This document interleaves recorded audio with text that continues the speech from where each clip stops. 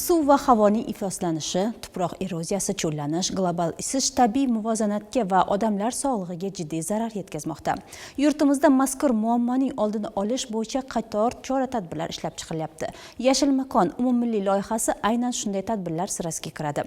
Bu borada Transport vazirligi va uning tizim hamda sohaviy tashkilotlar tomonidan ham qator ishlar amalga oshirilmoqda. Hozir shu haqda. So'nggi yillarda Transport vazirligi va uning tizim tashkilotlari tomonidan yashil belbog'lar yaratish, bog'lar barpo etishga alohida e'tibor qaratilmoqda. Yashil makon umummilliy loyihasi doirasida Toshkent viloyatining Ohangaron tumani Ozodlik mahalla fuqarolar yig'inida transportchilar bog'i barpo etilgan edi. Joriy yil ham mazkur bog'da agrotexnik tadbirlar bilan bir qatorda ommaviy ko'chat ekish aksiyasi o'tkazildi. Tadbir davomida hududda 3500 tub manzarali daraxt ko'chatlari ekildi.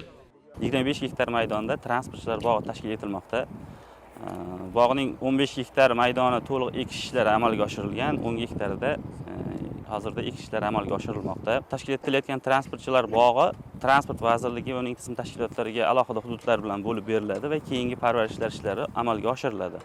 Bundan tashqari Transport vazirligining hududiy boshqarmalarida 14 ta hududiy boshqarmasida alohida transportchilar bog'i tashkil etilmoqda barcha viloyatlar hududida. Xalqimiz tabiatni ona deydi, yerni, suvni e'zozlaydi. Buning zamiridagi haqiqat hozirgi ekologik muammolar ta'sirida yaqqol namoyon bo'lyapti. Shu bois ham bugun biz tabiatga mehr va e'tibor bersak, kelajak avlod munosib ekologik sharoitda yashaydi.